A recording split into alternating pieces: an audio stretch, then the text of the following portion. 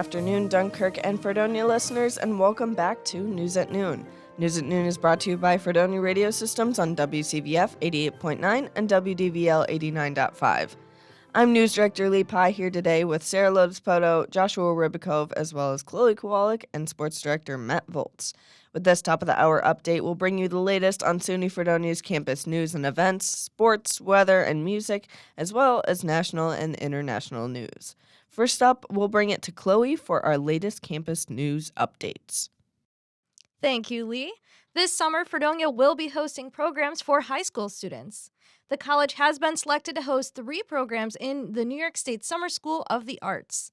These programs are in visual arts, theater, and media arts. They will also act as intensive trainings from career professionals. These programs will take place from July 6th through 27th. February 25th marks the start of Bass Fest. Bass Fest, not Bass. The Fredonia School of Music is hosting some guest artists in an event for bassists of all ages. This year's guest artist lineup includes Dominic Wagner and Kristen Korb. The event is organized by Associate Bass Professor Kieran Hanlon, and high school students, Fredonia students, and even professional artists are invited to play. Again, the event begins on February 25th. The Fredonia Career Development Office is hosting a job and internship expo on Wednesday, March 6th. The expo will be offering several different opportunities for summer jobs, internships, and more opportunities in a variety of subject areas. There will also be a free professional photo booth, and the expo itself will take place on March 6th from 1 p.m. to 4 p.m. in the Williams Center MPR. That's it for campus news. Now let's send it back to Lee. Thanks, Chloe. Next up, we have local news. The town of Pomfret is getting $3.4 million for the U.S. Department of Agriculture to construct the North End Water District Phase 2 project. It is part of an $82.1 billion appropriation to 9 water projects in upstate New York. President Joe Biden announced that more than $770 million in funding earlier in the week for rural water infrastructure project nationwide, and it is part of that. The funding is supposedly supposed to benefit the residents for years to come, according to the Pomfret Town Supervisor Dan Pacos. The town will contribute $6,000 to the project. The likely sale from the former Jamestown Brewing Company building on 3rd Street is bringing an end to Evans Bank attempted foreclosure on the property. A court filing earlier this week agreed to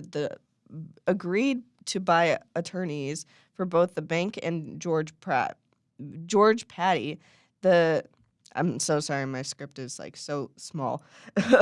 The property's owner, and agreed to by state the Supreme Court Justice Grace Hanlon would satisfy both the original foreclosure case as well as the counterclaims made by Patty as part of the defense in this case. In an effort to move the matter along, Patty is striking his counterclaims for the argument. Quote, per the answering defendant's ongoing sales efforts and good faith negotiations, the parties are entering into this speculation to resolve this pending foreclosure action. Now it is hereby ordered that the answer of the answering defendants, including the affirmative defenses contained therein, are hereby stricken, and it is further ordered that the counterclaims are hereby voluntarily dismissed with prejudice by the answering defendants. End quote. A new tenant is in the process of securing financing to buy the building. Wicked Jiminy's LLC has secured a loan from the county IDA and is poised to receive another loan from the Jamestown Local Department Corporation as long as the loan is approved by the Jamestown City Council. The new company hopes to be operating by early this summer. That's it for your local news update. Let's take it to the sports guy, Matt Volz.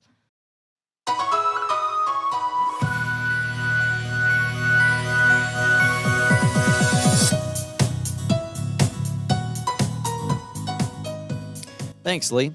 Well, the swim and dive season has come to an end as Fredonia's teams competed in the SUNYAC Championships in Buffalo over the weekend. The weekend's biggest highlight likely came on the first day of events when junior Patrick McCrone set a school record in the men's 50-yard backstroke. Both the men's and women's teams finished in 8th place overall. The men's and women's indoor track and field teams competed at their SUNYAC championships over the weekend. Freshman Quillen Schimpf finished 7th in the men's heptathlon, placing in the top 3 in several of the events. Sophomore Kara Pileckia placed 1st overall in the women's pole vault as well. The outdoor track and field season starts on Friday, March 29th with a meet at Geneseo. And spring sports officially begin tomorrow as the women's lacrosse team opens their season with a non-conference matchup against Alfred. The team is looking to improve upon last year's 6-11 mark in head coach Tori Poffenberger's second season. Tomorrow's game will get started at 6 p.m. Well, the Buffalo Bandits may be suffering from a bit of a championship slump as they've now dropped 2 in a row following a 13-10 loss to Albany on Saturday night. Despite a hat trick from leading scorer Josh Byrne and 6-point nights from both Byrne and Dane Smith, Buffalo couldn't stay out of the penalty box as the Firewolves had 8 power play opportunities, converting on 4 of them. The Bandits also likely felt the loss of starting goaltender Matt Vince, who missed the game with injury. Buffalo now sits at 5-5 on the season, and they look to get back in the win column on Friday as they head to Vancouver to take on the Warriors at 7 p.m. And for the first time this season, the Buffalo Sabres are riding a 3-game win streak. Last night, the Sabres prevailed over the Carolina Hurricanes with a 3-2 shootout win. Owen Power tied the game late in his first game back from injury, and Casey Middlestad's shootout goal proved to be the winner. Buffalo is back at NHL 500 with a 27-27-4 record, and they'll look to make it 4 in a row as they travel down to Florida to take on the Panthers at 7 p.m. tomorrow night. That's it for your sports update. Now let's send it to Sara with the weather. Now here is your Northern Chautauqua weather update brought to you by Fredonia Radio Systems.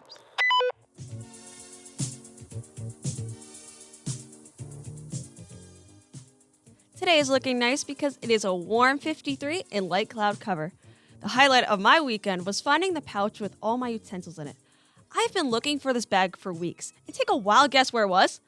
In my pajama drawer. Like, what? Before I complain more about this, the strong wind moves our clouds swiftly back into our night sky, descending into 44. Those clouds bring some showers for tomorrow, but luckily for us, temperatures rise to a windy 63.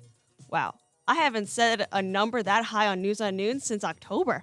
We deserve to finally get some warmer days, and I'm glad it's coming sooner rather than later. It's so nice I'll be wearing a t-shirt and shorts to bed, since it lowers to 53 with continued rain and strong gusts of wind. That's it for your 2-day weather. Keep listening. I'll be back with the rest of your 5-day forecast. For now, let's take it to Lee for our local music update. Foxhead Records are hosting a show at the Creek House. The bands playing are the Dirty Pennies, Chatterbox, and Selden Oloro. The show is March 2nd. Doors are at 8 p.m. and music is at 9 p.m. DM Foxhead Record Co. on Instagram for the address. That's it for the music news this week. Let's bring it to Josh for national and international news.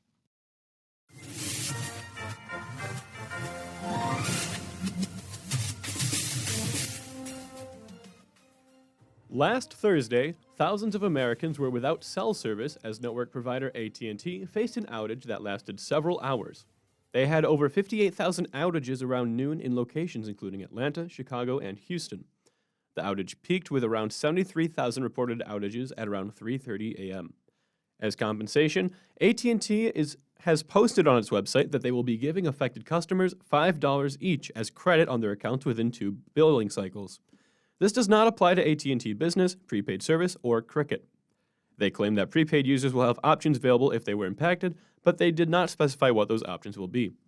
AT&T has since blamed the outage on an error in coding and claims that the incident is not the result of a cyber attack. Yesterday afternoon, an active duty member of the U.S. Air Force set himself ablaze outside of the Israeli embassy in Washington, D.C., in protest of the Israel-Hamas war. This morning, the Metropolitan Police Department stated that the airman died from his injuries. The man has been identified as 25-year-old Aaron Bushnell of San Antonio, Texas. Bushnell reportedly propped up his phone and live-streamed on the Twitch streaming platform as he doused himself in accelerant and set himself on fire. Flaming, he told the camera that he will, quote, no longer be complicit in genocide, end quote. The stream has since been removed from Twitch. Israel adamantly denies the genocide allegations and claims to be operating in accordance with international law. The Air Force has said that it will provide more information a day after military officials finish notifying his next of kin. This morning, Republican Party Chairwoman Ronna McDaniel announced that she is stepping down from the U.S. presidential election following pressure from nominee Donald Trump. After Trump met with McDaniel earlier this month, he posted on social media that he would be pushing for changes at the Republican National Committee after South Carolina's primary, which he won on Saturday. Trump also endorsed Michael Whatley as the next RNC chair and his daughter-in-law Laura Trump as Whatley's co-chair. In a statement, Ronna McDaniel wrote, quote, the RNC has historically undergone changes once we have a nominee, and it has always been my intention to honor that tradition. I remain committed to winning back the White House and electing Republicans up and down the ballot in November, end quote.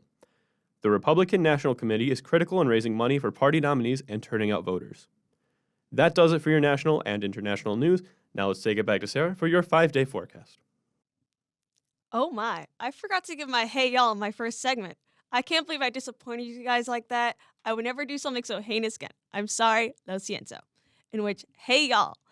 My friends are so excited for Wednesday since it's 63 degrees, but not me. Why would I be looking forward to 35-mile wind gusts, periods of rain with a good probability of thunderstorms? Hey, to each their own, I do not care. Even later that night, the rain turns into snow while it dips to the mid-20s. Our warm weather streak is stolen by Thursday's strong winds and cloudiness in the low 30s. This falls on National Toast Day. So, if you have some sort of beverage, I like to toast to our wonderful board op, Kowalyk, and the news director, Lee Pye. Oh, actually, I've just been informed that it's National Toast Day, as in toast bread. So, moving on to the clear night sky we have on Thursday night as we enter the low 20s. Friday is March 1st, and the weather starts the month off right, with the low 50s and sunny. At least for me, there's a lot of events happening in March. I'm afraid it's going to be a little too busy, but I'm excited for what life's got in store for me. During the nighttime, the temperatures shift to the upper 30s, remaining clear. That's it for your 5-day forecast. Let's take it right back to Lee. Thanks, Sarah. That'll wrap it up for today's edition of News at Noon and Toasts. Campus News is written by Chloe Kowalyk. Local news for this broadcast is prepared by Lee Pye. Weather is presented by Sara Lodespoto. Sports is presented by Matt Volz. Music is prepared by Lee Pye. National and international news is prepared by Joshua Ribakove. And finally, board operations for this broadcast are performed by Chloe Kowalyk. Thanks for tuning in to News at Noon. Join us every Monday and Wednesday at 12 p.m. on WCVF 88.9 and WDVL 89.5. From all of us at Fredonia Radio Systems, have a lovely day, and we toast to you.